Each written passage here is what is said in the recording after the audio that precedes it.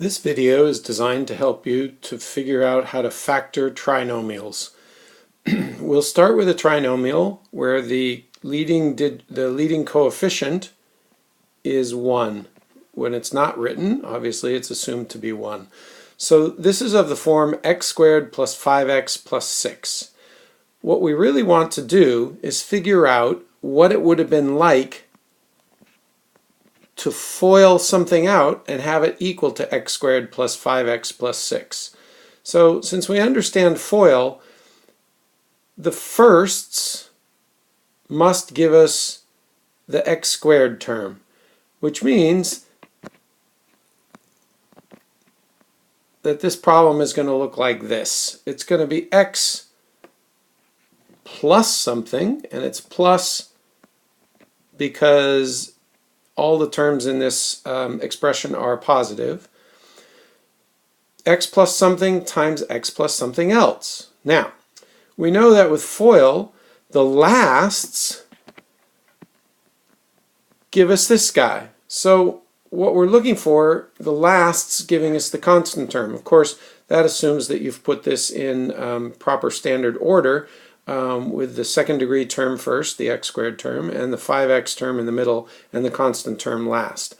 So the lasts from our FOIL method of firsts, outers, inners, lasts must combine to give us 6. Now how do they combine to give us 6? They combine to give us 6 by multiplying, because we multiply the firsts, we multiply the outers, we multiply the inners, and we multiply the lasts. So what we're really looking for is factors of 6 that are going to give us a possible 5x as the middle term when we combine our outers and inners. So what can 6 possibly be broken up into? 1 and 6. So we can try 1 and 6 in these two spots here. So we're really looking to put 1 here and 6 here. Or what else could we put? Well, other factors of 6. 2 and 3. Now, what we know is that we want our middle terms, which are both our outers and inners, are going to multiply out to something times x. There's going to give us our two x terms. And then we're going to combine like terms. So if we recall our FOIL, when we combine like terms, that will give us our middle term. So in this case, our middle term is going to be 5x. So we look at these two factor ladders of 6, and they provide partners. 1 and 6 are partners, 2 and 3 are partners. And we look at that and we think, can we make 5 out of 1 and 6? And the answer is yes, if we find the difference of 1 and 6. But that would imply that they were fighting each other when we're collecting like terms, and that they had opposite signs. Whereas we know that everything in here must be positive. So they must be helping each other, which means that it must be 2 and 3.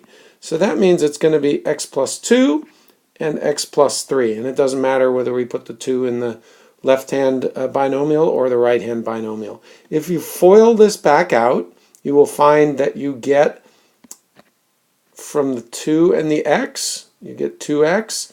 From the 3 and the x, you get 3x. 2x and 3x combine to give us our 5x, which is this middle term. And of course our last give us 6, and our first, of course, nice and easy, is x squared. What if we had something that was very, very similar, but looked like this? X squared minus 5x minus 6. So once again, we are claiming that this is going to be a binomial times a binomial. Our firsts must multiply together to give us x squared, which means we have no choice but to split it up as x and x. Now, in this case, negative 6 or plus a negative 6 at the end means that our two lasts must be opposite signs with each other, because we need to multiply them out to get a negative 6, which means one of these is plus and the other is minus. Once again, we go back to our factor ladder of 6, turning into 1 and 6, or 2 and 3. Now this time, we're going to create a 5 with the difference of these two, because one's going to be positive and one's going to be negative, so they'll be fighting. with 1 and 6, we can create the difference. So let's put 1 and 6 in. And if we put 6 here and 1 here, what we're going to discover when we FOIL it out is that 6x is positive and 1x is negative. And so when they're fighting, the 6x wins, and that's positive. So we've done that and discovered, oh, this isn't going to work because this is going to give us x squared plus 5x minus 6. And you should check that for yourself. So this does not work. And what we do then is go back to our previous starting point and try it the other way around. Now it matters where we put the 6 and where we put the 1. So let's put the 6 over here and the 1 here. And what we're going to find is that gives us positive 1x and negative 6x. And when you combine those together, you get negative 5x. So there's an example of taking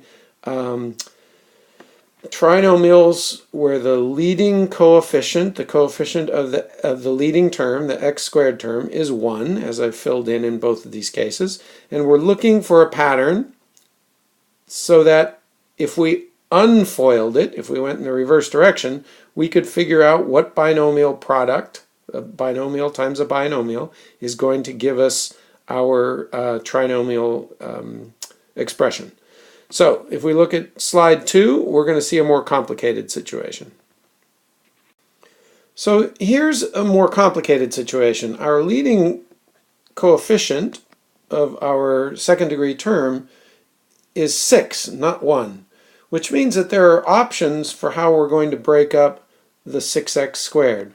So if we're going to successfully produce binomials, we're going to need to think this is going to be 6x and x, 1x, to combine to give us this. And one of them is going to be plus and one of them is going to be minus. So I'm going to just put plus or minus here.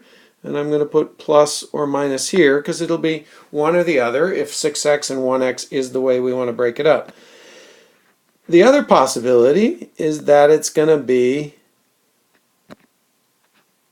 3x and 2x that multiply together to give us our 6x squared. That's the only way we can break up 6x squared in whole number factors, or integer factors, I guess is a better way to say it, or integer expressions, to produce 6x squared.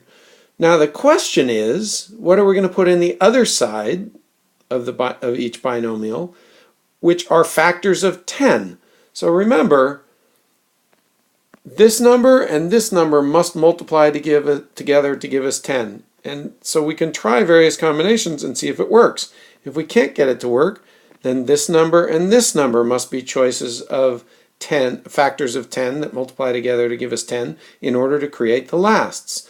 So we build the firsts and we build the lasts. Now all we're looking for is trying 10 and 1 or 2 and 5 in these last terms. And you can certainly go through and try every combination and eventually hopefully hit on 11x as the middle term. And remember, since it's negative 10, one's going to be plus and the other's going to be minus in each binomial. So the question we have to ask ourselves is there a kind of an efficient way we can focus on that 11x and decide what our most likely candidate for breaking it up is, for breaking up 10 is, and which way 6x squared is going to be broken up? And the answer is yes, there is, because what we're going to be looking for is combinations of outers and inners with the factors multiplied together, the factors of 6 and some factors of 10 multiplied together. So what we're really looking at is factors of 60 are our only possibilities because they're going to be some combination of the factors of 6 and the factors of 10 built into the firsts, built into the coefficients of x and built into the constant terms in each of these binomials. So it's actually negative 60, and I'll put that minus sign up there just to remind us, but really we're looking for factors of 60 that'll do this. So I'm going to say in our factor pair that 1 and 60 could go together as the product of the coefficient of x and of the outers giving us 60 and the product of the inners giving us 1, for example. So what we're doing when we're building this pair ladder is building the outers and inners coefficients. Okay. If they were 1 and negative 60, could we make 11 out of those, adding them together? 1x and negative 60x does not make 11x. So we can rule that one out. Let's continue our factor ladder. 2 and negative 30. 2x rather, and negative 30x will give us negative 28x, and that's not going to work. And of course, these could be plus, and these could be minus. And if we think about it, that's actually the way it's going to be, because if they're fighting, we want the bigger one to be positive so that when we get positive 11x. So let's just kind of continue it that way. Excuse me, negative 3 times positive 20 gives us the factors of 60. So that could be the product of the outers plus the product of the inners as a coefficient. But the difference between those is 17 and not 11. Let's look at the next one. Negative 4 and positive 15. And negative 4 and positive 15 does in fact give us a difference of 11. So is there a way we can put factors of 10 into this spot and this spot to produce 4 and 15 as our multipliers? And when we look at it, we look at 1 and we think 1 times no factor of 10 gives us 4 or 15, so that's not going to work. And 6 times no factor of 10 gives us 4 or 15. So what we know is that this is not the organized solution. And we can look at the other one now and say, what factor of 10 can we put in to multiply with 3x to get either 15 or 4? And of course, we can put 5 in over here. So let's put 5 in over here, leaving us with a 2 here. And of course, that means that it's, since we want the outers of the product of 15 to be the positive one to give us positive 11x, then that says that this must be plus and this must be minus. If you FOIL this out, you will find that you get, in fact, your product. And let's double check that the outers and the inners give us what we want, because we know that the firsts gives us 6x squared. That's where we built it.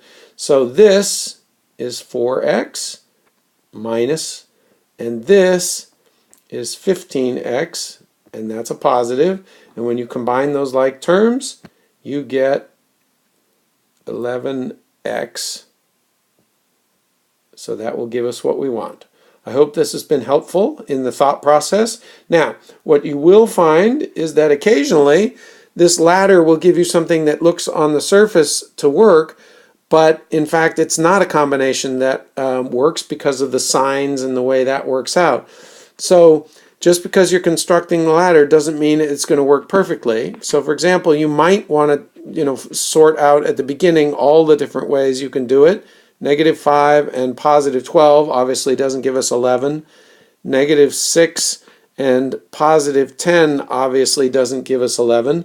The next factor of 60 above 6 is 10, which means we've looped around the ladder and we've looked at all the partners then. So it turns out definitively that if negative 4 and positive 15 can't work because of sign construction, then this would become prime. So we've found a way to factor this guy. There's our successful factoring approach. But if you couldn't find a factor using this factor ladder all the way, then it would be called prime, and that means that it is not factorable in this classic sense. There is a way to break this expression down into the product of binomials, but those binomials are not including integers as their coefficients and as the last terms. Okay? Hope this has helped.